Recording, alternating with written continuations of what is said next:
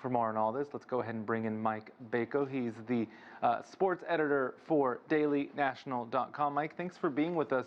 First, these aren't the same restrictions, the type of restrictions we saw, for example, for the NBA, which were stricter. What are some of the differences? And naturally, people are asking, are they enough? Well, the biggest difference is that when the NBA playoffs were going on, it was what one would call a more pressing time for COVID positivity. It was during the summertime. They were bubbled in the Orlando bubble. NBA players certainly were there longer as well than what was going on here for the NCAA. You're looking at a 3-week period versus about a 2-month period. Also, just one of the things to keep in mind is that this is going to be spread out over multiple facilities across Indiana. So they're going to be playing at the big football stadium, and they're going to also be playing at other college arenas as well as the professional arena there. But the biggest difference is that there are going to be fans, 20% capacity for a lot of professional sporting events too that are on the horizon, including some NBA teams and including some Major League Baseball teams.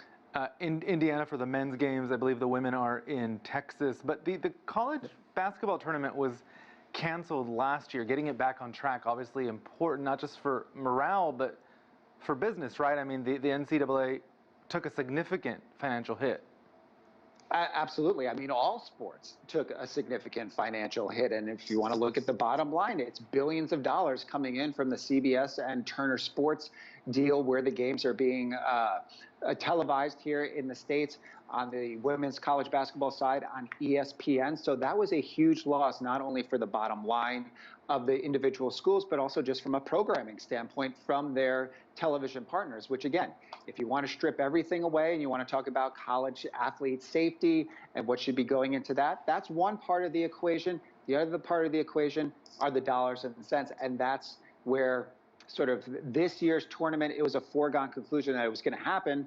And the season was able to happen, no matter how many players had to go into COVID protocol, no matter how many teams had to postpone games and then themselves go into quarantine.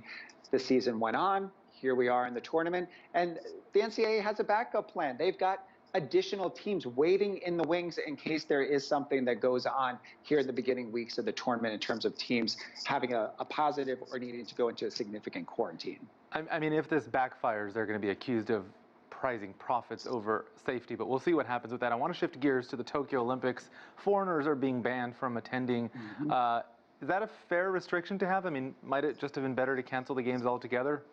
Well, again, let's go back to the dollars and cents. You're looking at billions of dollars, not only in infrastructure and the planning of the games, but already $10 billion, let's call it, in lost revenue that from canceling the games from 2020 to 2021. In terms of not having fans there, you're already seeing other parts of Europe going into lockdown. Vaccination rates not as high, as much of an issue as we've had here in the States in terms of availability. It's dwarfed in other parts of the country where not only the most vulnerable have been able to get their vaccinations.